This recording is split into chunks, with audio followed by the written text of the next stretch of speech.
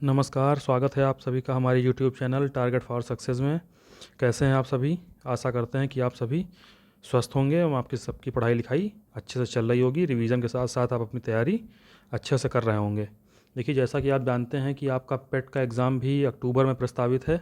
15-16 अक्टूबर के आसपास की डेट दी जा रही है, तो उसको ध्यान में रखते हुए आप तैयारी करते रहें। सीजीएल का नोटिफिकेशन भी आ गया है, उसकी भी आप तैयारी करते रहें। इसके साथ साथ बहुत सारे लोगों ने यूपी पीसीएल की जो वैकेंसी आई थी उसे भी उसका फॉर्म फिल किया होगा। तो आप सभी लोग तन मन धन से तैयारी करते रहें। और आइए हम ज़्यादा टाइम ना लेते हुए अपने क्लास स्टार्ट करते हैं।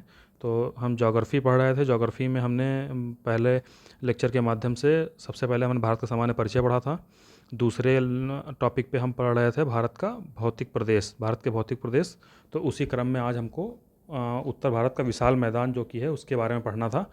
तो मैंने आपको पहले लेक्चर के माध्यम से उत्तर भारत के विशाल मैदान के जो विस्तार है उसके प्रदेशों के बारे में आपको बता दिया था मैंने। जो उसका ऊर्ध्वाधर विस्तार है उसके बारे में आपको मैंने बता दिया था, जिसके क्रम में मैंने आपको भांवर, तराई, खादर, बांगर आदि चीज़ें बताई थी और हमने उसके भाग बताए थे। जो उसी के आगे हमको आज क्लास से कंटिन्यू करना है। और मैंने आपको जो भाग बताए थे उसमें पहला भाग था पंजाब और कश्मीर का मैदान। आइए देखते हैं हमने क्या भाग बताए थे आपको पहले। तो मैंने बताए थे पंजाब हरियाणा का मैदान, राजस्थान का मैदान, गंगा का मैदान, ब्रह्मपुत्र का मैदान। ठीक है, तो इसी क्रम में आइए पढ़ते हैं हम इसको। पंजाब कश्मीर का मैदान ये भी कह सकते हैं आप, कोई इसमें इशू नहीं है। ठीक है, वो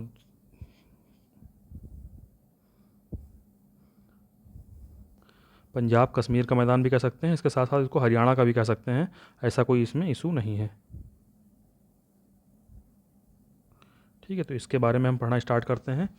तो सबसे पहले हम देखेंगे तो जो आपका पंजाब या कश्मीर या हरियाणा का जो मैदान है, इसका जो है ये सिंध नदी से लेकर सतलज नदी तक का विस्तृत है। ठीक है, आपको मैंने सिंध नदी बताई थी और सतलज नदी बताई थी। तो इसका विस्तार सिंध और सतलज के बीच में है। जो उन्होंने पुरानी वीडियो देख रखी है उनको ईजिली समझ में आएगा। आपको मैंने कश्मीर हिमालय का जो क्षेत्र बताया था, उसी क्षेत्र में जब आप आगे बढ़ेंगे मैदानी क्षेत्र में, तो जो मैदानी क्षेत्र दोनों नदियों के बीच का है, सिंध और सतलज के, वही आपका पंजाब हरियाणा या कश्मीर के मैदान के नाम से जाना जाता है। तो इसका जो विस्तार है वह सिंधु नदी से सतलज नदी के मध्य है। विस्तार कहाँ है? सिंधु व सतलज के बीच, सतलज के बीच। ठीक है, सिंधु सतलज के बीच हो गया। लगभग 400 किलोमीटर जो है इस 400 किलोमीटर के क्षेत्र में विस्तृत है, किलोमीटर स्क्वायर। ठीक है, इसका पूर्वी विस्तार भारत के जो है जम्मू कश्मीर में मिल जाएगा, आपको पंजाब में मिलेगा। भारत में आप देखेंगे तो जम्मू कश्मीर और पंजाब में है। बाकी इसका विस्तार जो है सिंधु नदी देखिए आप पाकिस्तान में बहती है, तो इस मैदान का विस्तार पाकिस्तान में भी है। अब पाकिस्तान की बात करेंगे तो हिंदुकुश पर्वत के दक्षिण में थोड़ा भाग मिल जाता है आपको। ठीक है, पंजाब प्रांत पाकिस्तान में स्थित है और सिंध प्रांत में। पाकिस्तान का जो पंजाब प्रांत है उसमें सिंध प्रांत में, और हिंदुकुश पर्वत के दक्षिण में थोड़ा भाग आपको मिलेगा। तो सिंध और सतलज के बीच में स्थित है। इसी में हम ऐड कर देंगे कि इसका विस्तार जो है भारत के जे एंड के, ठीक है, जे एंड के कर लीजिए, इसके साथ कम लद्दाख। ज़्यादा तो नहीं है, थोड़ा सा ही कहेंगे हम, इसमें काफ़ी कम है। लद्दाख में तो बहुत ही कम क्षेत्रफल मिलेगा आपको। ठीक है, पंजाब, पंजाब, ठीक है, यहाँ तो हो गया भारत के। व पाक के, जब आप पाकिस्तान की बात करेंगे तो पाकिस्तान के जो पंजाब है, कामा सिंध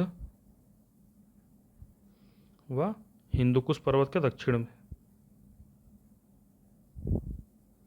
हिंदुकुश पर्वत के दक्षिण में।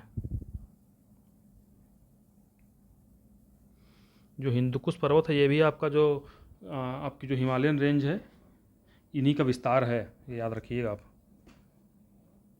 ठीक है, तो ये तो आपका जो है हो गया विस्तार इसका। अब इसके बारे में जो इम्पोर्टेंट चीज़ है वो मैं आपको बता देता हूँ। तो इसका विस्तार आपने देख लिया, सिंधु सतलज के बीच में लगभग 400 किलोमीटर क्षेत्र में फैला हुआ है। भारत के जम्मू कश्मीर, लद्दाख, पंजाब में इसका विस्तार है। वैसे ही पाकिस्तान में जो पंजाब का कुछ भाग हमारे पास है और बाकी पंजाब में है। तो पाक के पंजाब में, सिंध में, ये सब दोनों चीज़ें हिंदुकुश पर्वत के दक्षिण में पड़ती हैं। ठीक है, तो ये तो आपके लिए हो गया विस्तार। इसके बारे में जो है एक इसका जो क्षेत्रीय विस्तार है, वहाँ पे अलग अलग दोआब हैं।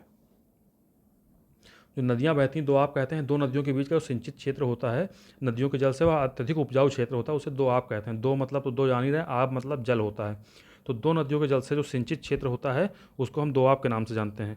और ये जो आपका कश्मीर, पंजाब या हरियाणा का मैदान है, या ये अपने दोआबों के लिए प्रसिद्ध है। इसमें कुल मिला के 4 दोआब पाए जाते हैं। इस क्षेत्र में 5 सिंधु और उसकी सहायक नदियाँ जो बहती हैं उनके द्वारा दोआबों का निर्माण किया जाता है। तो कौन सी नदियाँ बहती हैं? सिंधु, झेलम, चिनाब, रावी, व्यास, सतलज। आइए लिख लेते हैं नदियों के नाम हम। सिंधु, सॉरी, सिंधु, अरे क्या हो रहा है,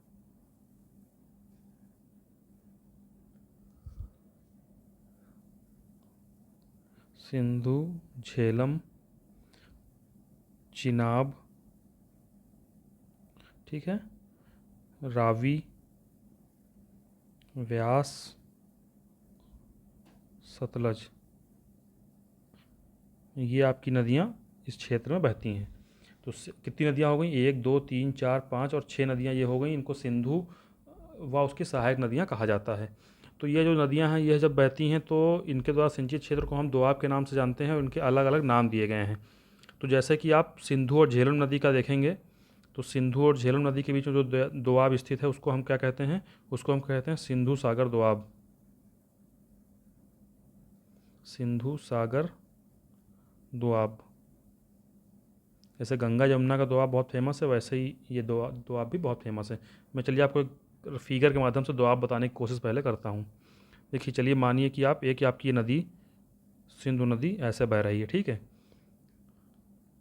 एक कोई नदी ऐसे बह रही है, सपोज़ कर लीजिए।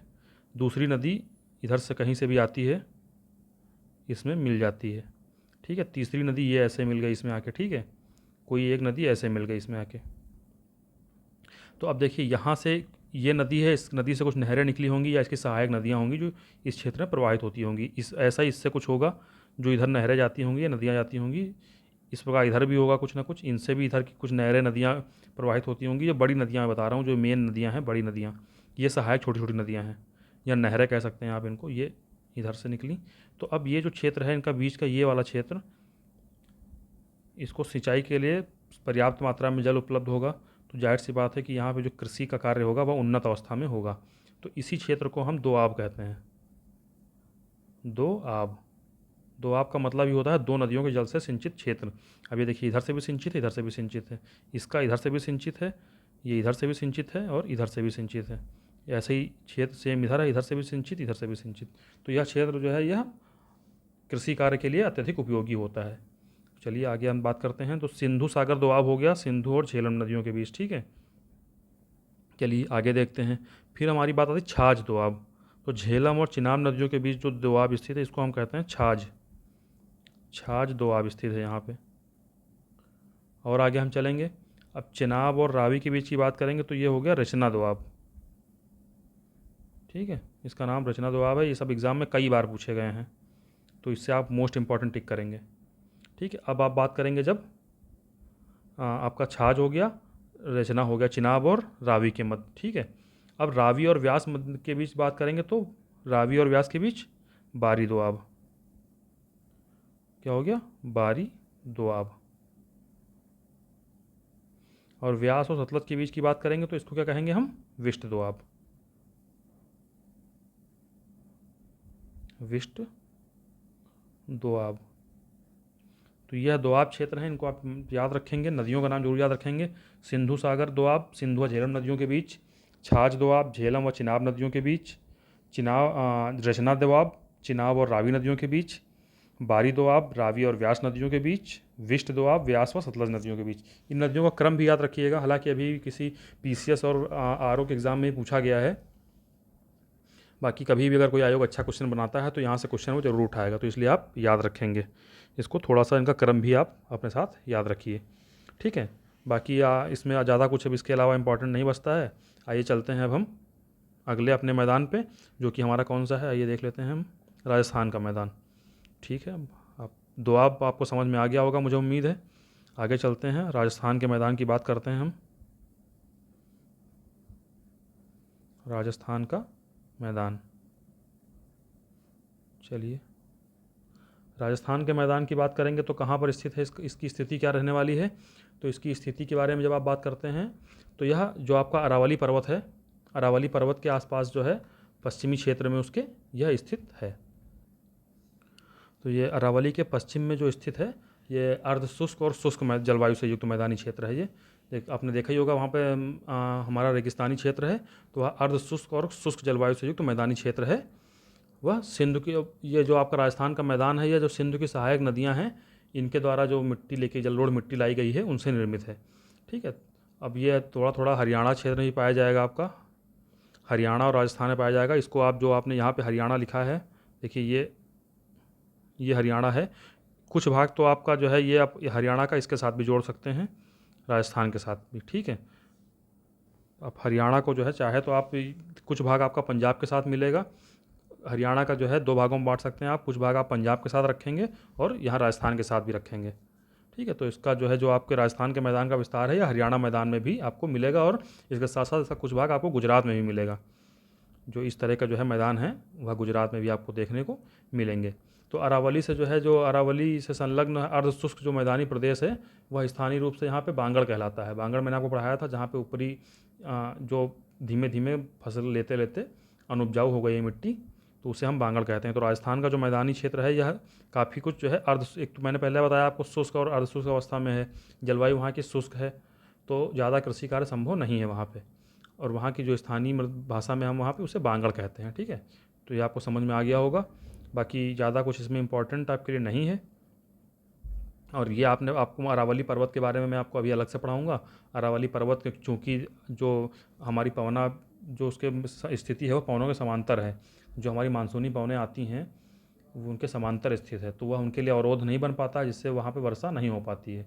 इस कारण यह जो भूमि है यह शुष्क है, शुष्क या अर्ध शुष्क कह सकते हैं आप, और यहाँ पे वर्षा की मात्रा काफ़ी कम रहती है। इसलिए यहाँ पे कृषि कार्य कम संभव हो पाता है। बाकी ज़्यादातर यहाँ के लोग पशुपालन करते हैं और मोटे अनाज जो है यहाँ पे उगाए जाते हैं। जो अच्छे तरह लूनी एक यहाँ पे आपने देखा होगा कि प्रमुख नदी है। या तो यह रहा आपके लिए राजस्थान का मैदान। बाकी आइए देखते हैं इसमें कुछ जो इंपॉर्टेंट चीज़ें हैं वो हम नोट कर लेते हैं, फिर हम आगे बढ़ते हैं। ठीक है, तो यहाँ पे लिखेंगे हम पॉइंट, इसका विस्तार जब देखेंगे तो यहाँ विस्तार है। अरावली जो पर्वत है आपका, अरावली पर्वत के पश्चिम में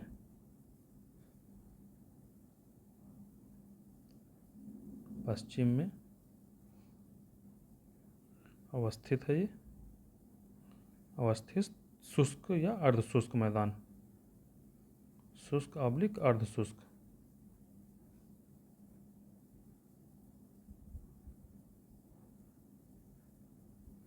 वर्षा की मात्रा यहाँ कम कम क्यों होती है, ये हम आपको जब अरावली पर्वत के बारे में पढ़ाएंगे, या फिर अरावली पर्वत के बारे में पढ़ाने इससे और अच्छा जब रहेगा जब हम आपको भारत की जलवायु और मानसून पढ़ाएंगे। वहाँ पे हम आपको बताएंगे कि यहाँ पे वर्षा अत्यधिक कम क्यों होती है, इसमें अरावली पर्वत का क्या रोल रहता है। ठीक है, ये सब हम आपको वहाँ पर चर्चा करेंगे जब हम आपको मानसून पढ़ाएंगे। तब तक के लिए फ़िलहाल आप अरावली पर्वत के बारे में थोड़ी जानते रहिए। बाकी प्रायद्वीप का जब हम प्रायद्वीपीय भारत पढ़ाएंगे तो उसमें अरावली पर भी विस्तार से चर्चा करेंगे। ठीक है, तो ये हो गया आपके लिए जो इसका इंपॉर्टेंट है कि इसका विस्तार कहाँ पे है। बाकी आप समझ ही रहे हैं कि सिंधु की सहायक नदियों द्वारा जो है निर्मित जलोढ़ मैदान है। सिंधु की सहायिकाओं द्वारा निर्मित मैदान, सहायिकाओं द्वारा निर्मित मैदान। ठीक है, अब इसके बाद आगे चलते हैं। तो यहाँ की जो भूमि है वो अर्धशुष्क मैदानी प्रदेश को बांगड़ कहते हैं, ये आप जान ही रहे हैं। इसके अलावा बाकी यहाँ पे कुछ ऐसा इंपॉर्टेंट नहीं होता है जो आपके एग्ज़ाम के दृष्टिकोण से यहाँ पे जो है चर्चा करने की, जिस पे चर्चा करना आवश्यक हो। तो और यहाँ पे एक इम्पॉर्टेंट नदी है, नदी के बारे में आप जान लीजिए कि एक लूनी नदी है। इस क्षेत्र में जो लूनी नदी प्रवाहित होती है, और यह अंतःस्थलीय अपवाही नदी है। अंतःस्थलीय अपवाही नदी वह होती हैं जो कि जो है समुद्र किसी नदी में या फिर समुद्र में अपना जल नहीं गिराती हैं। जो आपकी लूनी नदी है या कच्छ के रन में जाकर जो है मिल जाती है। कच्छकरन जो है दलदली क्षेत्र है, उसी में अपना जल विसर्जित कर देती है, या किसी समुद्र या किसी भी बड़ी नदी में अपना जल विसर्जित नहीं करती। तो इसलिए इसको हम अंतःस्थलीय अपवाह वाली नदी कहते हैं। इसकी एक और बहुत अच्छी खासियत है जिसके बारे में शायद आपको ना पता हो। जो आपकी लूनी नदी है इसे मीठी खारी नदी कहते हैं। मीठी और खारी नदी क्यों कहते हैं? क्योंकि इसका जो ऊपर का जल है वो आप देखेंगे तो मीठा है, और जो नीचे का जल है वो खारा है। तो इसे जो है मीठी खारी नदी भी कहते हैं। ये एक आपके लिए एक्स्ट्रा इन्फॉर्मेशन है तो शायद आपको जानकारी ना हो। ऊपरी धारा इसकी जो है स्वच्छ जल वाली है। मीठे पानी का मतलब क्या होता है? स्वच्छ जल होता है, ठीक है। मीठे पानी का मतलब स्वच्छ जल होता है, और लवणीय जल जो होता है वो जो खारा होता है वो लवणीय जल होता है। तो यह आप याद रखेंगे। मतलब मीठे पानी का मतलब ऐसा नहीं है कि जब आप उसे उसमें शक्कर में चीनी मिली होती है, तो ऐसा कुछ नहीं है। स्वच्छ जल जो होता है पीने लायक, उसको हम मीठा पानी कहते हैं, ठीक है। तो हम आगे चलें अब। यहाँ तक की उम्मीद है कि आपको राजस्थान के मैदान के बारे में समझ में आ गया होगा। इसके साथ यहाँ पे एक लाइन और आप और लिख लीजिए कि यह जो है जो क्षेत्र है जीवाश्म ईंधन की दृष्टि से महत्वपूर्ण है। यहाँ पे पेट्रोलियम की प्राप्ति होती है। जीवाश्म ईंधन की दृष्टि से महत्वपूर्ण, प्राकृतिक गैस और पेट्रोलियम यहाँ से प्राप्त होता है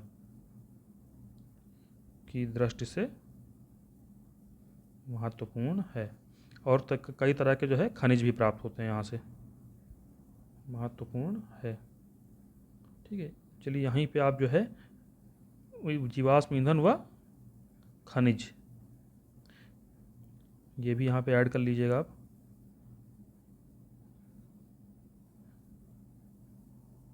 खनिज संपदा की दृष्टि से भी महत्वपूर्ण है। यहाँ से कच्चे तेल का उत्पादन होता है। यहाँ पे एक जो है आप बागेश्वरी और ऐश्वर्या नामक तेल कूप है, यहाँ से प्राकृतिक गैस और कच्चे तेल का उत्पादन किया जाता है। इसके अलावा जो है एक बाड़मेर संचौर पेटी है। पेटी है मतलब पेटी मतलब क्षेत्र है एक, बाड़मेर संचौर पेटी, वहाँ से भी पेट्रोलियम और प्राकृतिक गैस का उत्पादन किया जाता है, ठीक है। तो ये इसलिए जो है इसका क्षेत्र इंपॉर्टेंट हो जाता है। इन बातों की चर्चा हम करेंगे जब आपको हम खनिज पढ़ाएंगे, उसमें हम इनकी चर्चा करेंगे। अब चलते हैं, राजस्थान का मैदान हमारा कंप्लीट हुआ। यहाँ पर आगे चलते हैं। आगे हम बात करेंगे किसकी, देखते हैं क्या है हमारे लिए चर्चा के लिए। आगे हम बात करेंगे गंगा के मैदान की, ठीक है।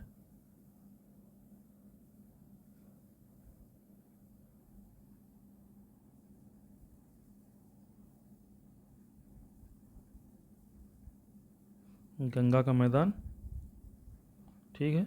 आप में से अधिकांश लोग जो क्लास अटेंड कर रहे हैं वो सभी गंगा के मैदान के ही निवासी होंगे।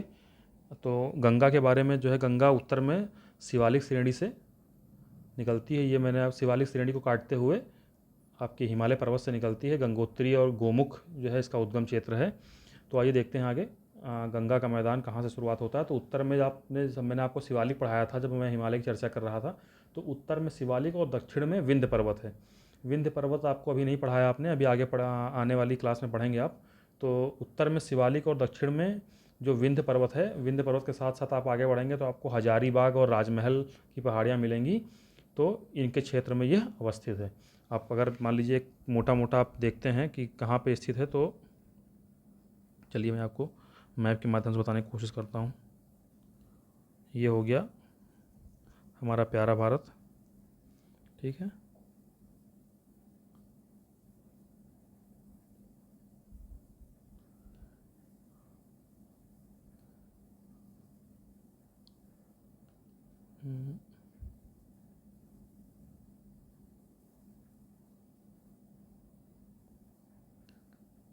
ये हमारा नेपाल हो गया, सिक्किम का क्षेत्र है। आप लोग भी जो है मैप की प्रैक्टिस ज़रूर करें, मैप बनाना आना चाहिए आपको, ठीक है। मैप बनाना ज़रूर आना चाहिए आपको। तो ये हो गया हमारा प्यारा भारत, और आइए हम देखते हैं इसमें विस्तार देखते हैं। तो मैंने आपको जो है बताया था कि हिमालय पर्वत आपका अर्धचंद्राकार स्थिति में ऐसे स्थित है, ठीक है। तो ये आपका, तो इधर तो आपका उत्तर में हिमालय हो गया। बाकी जब आप यहाँ ये क्षेत्र देखेंगे इधर, तो ये यहाँ पे विंध्याचल पर्वत आपको मिलेगा, और आगे जब आप पढ़ेंगे तो यहाँ पे हजारी महल और राजमहल मिलेंगे। ये वहाँ पे मालदा गैप स्थित है, ठीक है।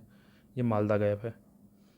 तो इसके ऊपर का जो ये भाग है जिसको मैं आपको हाईलाइट करके दिखा रहा हूँ, इसी को हम, इसमें का थोड़ा सा भाग इधर का जो है हमने आपको पहले से पढ़ा दिया है, जिसको हम, ये थोड़ा पार्ट आप इधर का इरेज कर देंगे। अभी मैंने आपको इधर चर्चा की थी जो कि कश्मीर और पंजाब पंजाब के मैदान की, तो वह क्षेत्र इस तरह का क्षेत्र है। बाकी हमारा जो ये क्षेत्र है पूरा, यह सारा क्षेत्र हमारा किस में आएगा, तो गंगा के मैदान में आएगा। ठीक है, ये आपका बंगाल तक का क्षेत्र जो है गंगा के मैदान में आता है। काफ़ी बड़ा क्षेत्र रहने वाला है इसका। तो चलिए आइए बात करते हैं, इसको मैं रफ कर देता हूँ।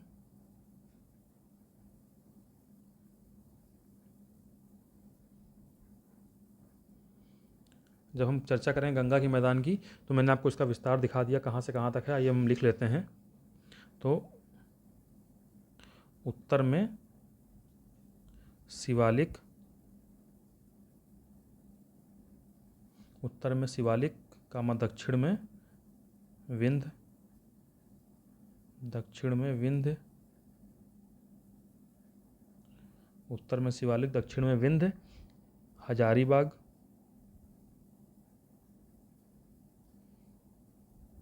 हजारीबाग कामा राजमहल, राजमहल के मध्य अवस्थित, के मध्य अवस्थित है। ठीक है, तो यह इसके मध्य अवस्थित है। पश्चिमी सीमा की आप बात करेंगे तो ये अरावली पर्वत है। पश्चिमी सीमा गंगा के मैदान की आप बात करेंगे तो अरावली पर्वत में पड़ेगी, और पूर्व में यह सुंदरवन के डेल्टा तक विस्तारित है। सुंदरवन का डेल्टा पश्चिम बंगाल में पड़ता है, आपको जानकारी है उसके बारे में। अरावली पर्वत आपका राजस्थान में स्थित है। पश्चिमी सीमा गंगा के मैदान की अरावली पर्वत है, और पूर्वी सीमा सुंदरवन का डेल्टा है। तो आप लिखते रहेंगे, जो आप लोग लिखना चाहें वो लिख सकते हैं कि उत्तर में शिवालिक, दक्षिण में विंध्य, हजारीबाग, राजमहल के मध्य गंगा का मैदान अवस्थित है, जिसकी पश्चिमी सीमा अरावली द्वारा निर्धारित होती है तथा पूर्व में यह सुंदरवन डेल्टा तक विस्तारित है। तो यह हो गया आपका गंगा के मैदान का विस्तार। आगे बढ़ते हैं तो जैसे कि मैंने आपको बताया था कि देवप्रयाग में भागीरथी और अलकनंदा जब मिलती हैं तब गंगा नदी बनती है, और यह हरिद्वार के समीप जो है मैदानी क्षेत्र में उतरती है। ठीक है, और बिजनौर से उत्तर प्रदेश में प्रवेश करती है। इन सब के बारे में हम अभी अपवाह तंत्र में चर्चा करेंगे। अभी फ़िलहाल हम मैदान पे आते हैं। तो ये रहा आपका जो है गंगा मैदान का विस्तार। और गंगा मैदान का जो विस्तार, इसको हमने अध्ययन की दृष्टि से 3 भागों में बांटा गया है। आप इसका क्षैतिज विभाजन करेंगे, क्षैतिज विभाजन, तो इसको 3 भागों में बांटा गया है। पहला आपका हो जाता है उच्च गंगा का मैदान, दूसरा मध्य गंगा का मैदान, और तीसरा निम्न गंगा का मैदान। ये इसके 3 क्षैतिज विभाजन हो जाते हैं गंगा के मैदान के। तो आइए हम देखते हैं सबसे पहले क्षैतिज विभाजन कौन कौन से 3 हैं। 3 विभाजन की बात करेंगे तो ये आप सब नोट करते रहिएगा। ठीक है, उच्च जो मैं बोल रहा हूँ आपको वो भी नोट करना है। आप वीडियो स्लो करके नोट कर सकते हैं। उच्च गंगा का मैदान, दूसरा आपका हो जाएगा मध्य गंगा का मैदान, मध्य गंगा का मैदान। बाकी वो समझाने वाली चीज़ होगी वो मैं आपको लिख कर और मैप के माध्यम से समझाता रहूँगा, तो आप नोट करते चलिएगा। ठीक है, निम्न गंगा का मैदान।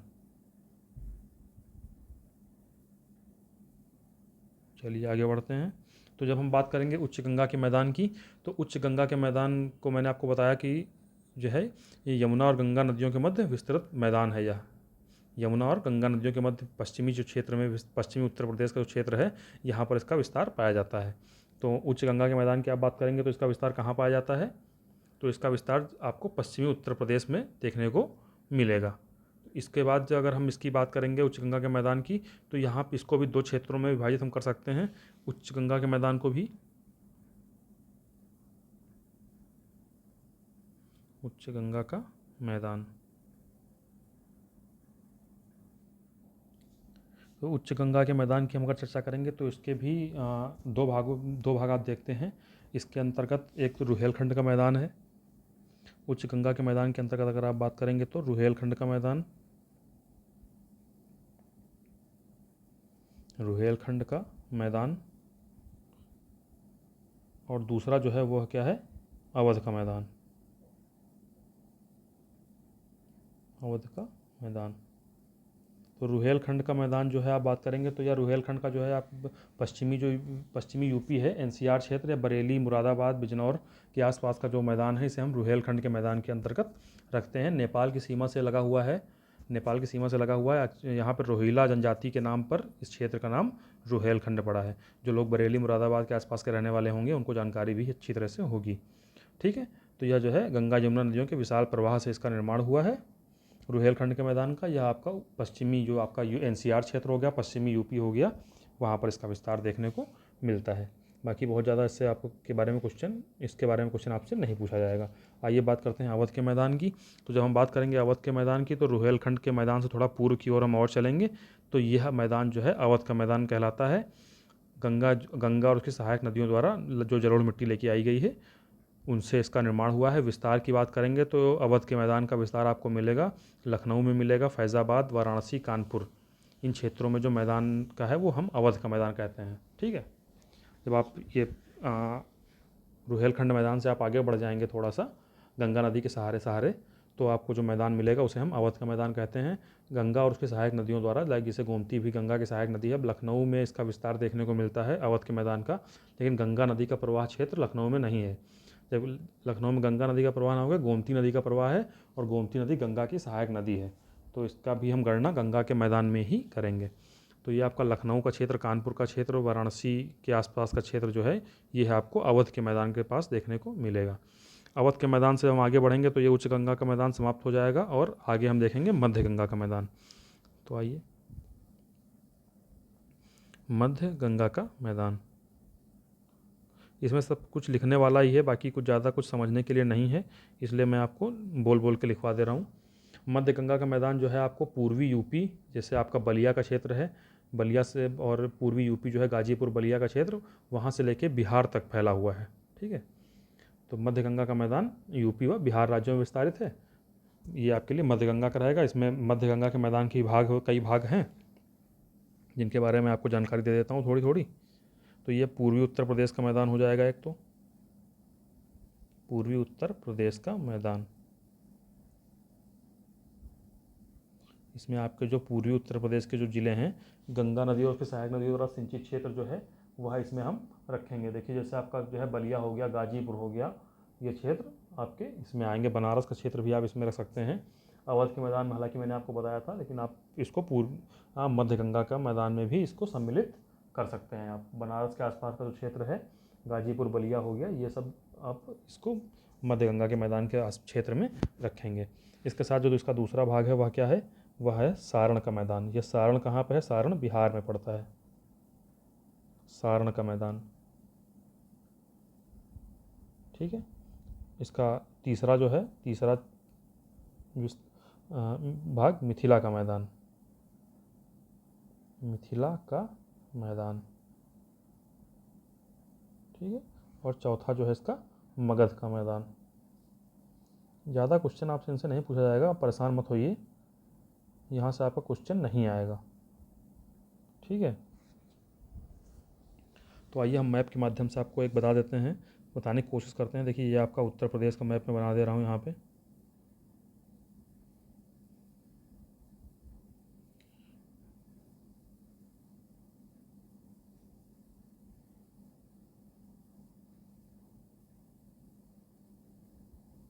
ये तो आपके लिए उत्तर प्रदेश का मैदान रहा, और इसके आगे हम बिहार के क्षेत्र बना देते हैं। ये आपका लगभग बिहार का क्षेत्र है। बहुत अच्छी ड्राइंग तो नहीं है मेरी, लेकिन मैं आपको समझाने का पूर्ण प्रयास कर रहा हूँ। ठीक है, तो ये आपका, तो यहाँ का क्षेत्र आप जब देखेंगे तो ये आपका रहेगा क्या, रुहेलखंड। ठीक है, रुहेलखंड। आगे चलेंगे हम तो यहाँ तक लगभग ऐसे, ये यहाँ पे नीचे का जो क्षेत्र है उसको हम अलग कर देंगे, क्योंकि ये मैदानी क्षेत्र में नहीं आता है। ठीक, तो ये हो गया अवध,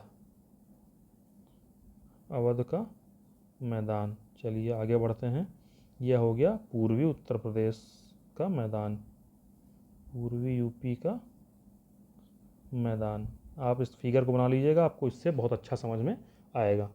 ठीक है, बाकी यहाँ से कोई विशेष क्वेश्चन नहीं बनता, इसलिए बहुत परेशान होने की ज़रूरत नहीं है, आप समझ लीजिए एक बार बस। ये क्षेत्र जो आपका हो गया, ये हो गया सारण, सारण का मैदान। अगला क्षेत्र जिसकी बात करेंगे, मैं लिख दे रहा हूँ, आप नोट करिएगा, मिथिला का मैदान। ठीक है, और जो आपका लास्ट का क्षेत्र है ये है मगध, ये मगध का क्षेत्र हो गया। तो ये आपको मैंने जो अभी गंगा के मैदान बताया है, इसके बारे में मैंने आपको चित्र के माध्यम से समझाने का प्रयास किया। आइए आप देखते हैं हम निम्न गंगा का मैदान या निम्न गंगा का मैदान ही बच रहा है, उसकी बारे में अध्ययन कर लेते हैं। निम्न गंगा का मैदान,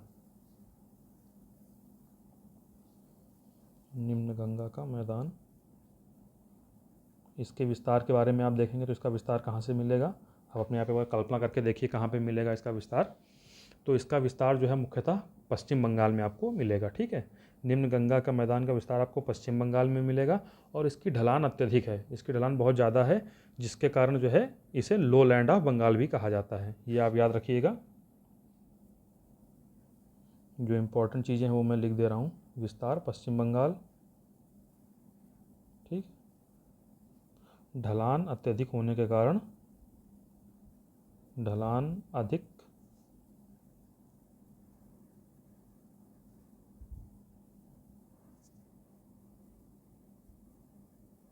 होने के कारण इसे क्या कहते हैं, लो लैंड ऑफ बंगाल कहते हैं, लो लैंड ऑफ बंगाल भी कहा जाता है। बंगाल वाइट टाइगर के लिए प्रसिद्ध है, आपको पता होगा।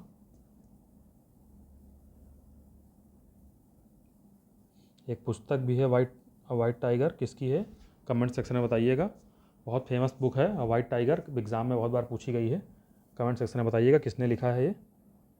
ठीक है, और यहाँ पे जो निम्न गंगा का मैदान है, यहाँ पे जो जूट वगैरह की खेती अत्यधिक मात्रा में की जाती है।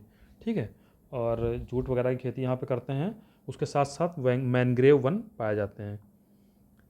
यहाँ पे जो मैंग्रोव वन मतलब जो आपका डेल्टाई क्षेत्र है, वहाँ पर मैंग्रोव वन बहुत अत्यधिक मात्रा में पाए जाते हैं। मैंग्रोव वन जो होते हैं वह दलदली क्षेत्रों में पाए जाते हैं। ठीक है, उन्हें हम मैंग्रोव वन कहते हैं। यहाँ पे आपको केवड़ा, सुंदरी, ये सब वृक्ष देखने को मिलेंगे। ठीक है, निम्न गंगा के मैदान में आपको कौन सा वृक्ष देखने को मिलेगा, तो सुंदरी देखने को मिलेगा, केवड़ा देखने को मिलेगा, यह सब इनकी अत्यधिक मात्रा यहाँ पर पाई जाती है। ये हो गया आपके लिए निम्न गंगा का मैदान। ये एक चीज़ और पढ़ लेते हैं यहाँ पे हम, थोड़ा सा अलग से जानकारी है, असम का मैदान।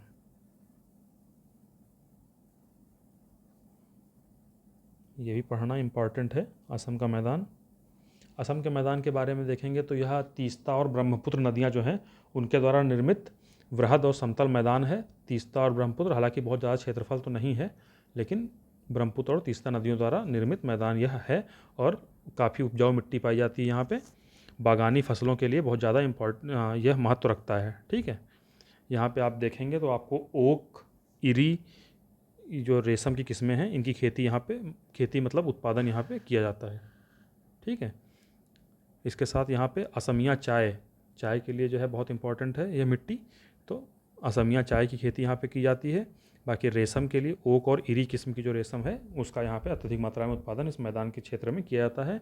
विस्तार आप देखेंगे तो इसका विस्तार असम में पाया जाएगा। ठीक है, तीस्ता और ब्रह्मपुत्र नदियों द्वारा जो जलोढ़ मिट्टी अपने साथ लाई जाती है उससे इस मैदान का निर्माण हुआ है। तो यह आपके लिए जो है उत्तर भारत का जो विशाल मैदान था उसके बारे में चर्चा रही। अब हम आगे क्या पढ़ेंगे, आगे हम पढ़ेंगे प्रायद्वीपीय भारत। ठीक है, तो अब हम अगला हमारा टॉपिक होगा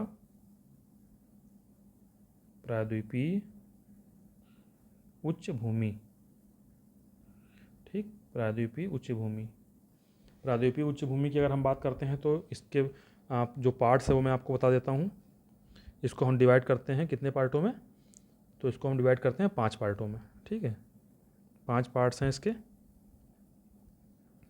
पहला पार्ट आपका हो जाएगा केंद्रीय उच्च भूमि, केंद्रीय उच्च भूमि। ठीक, दूसरा पूर्वी उच्च भूमि। इनके बारे में थोड़ी थोड़ी जो इम्पोर्टेंट जानकारियाँ होंगी वो मैं आपको दूंगा, बहुत ज़्यादा आपका समय ना लेते हुए मैं आगे बढ़ूंगा यहाँ से। हालांकि यह इम्पोर्टेंट टॉपिक है और कई क्वेश्चन यहाँ से बनते हैं आपके लिए, विविधताओं से भरा क्षेत्र है ये, इसलिए पढ़ना इम्पोर्टेंट हो जाता है। ठीक, ये हो गया आपके लिए दक्षिणी उच्च भूमि।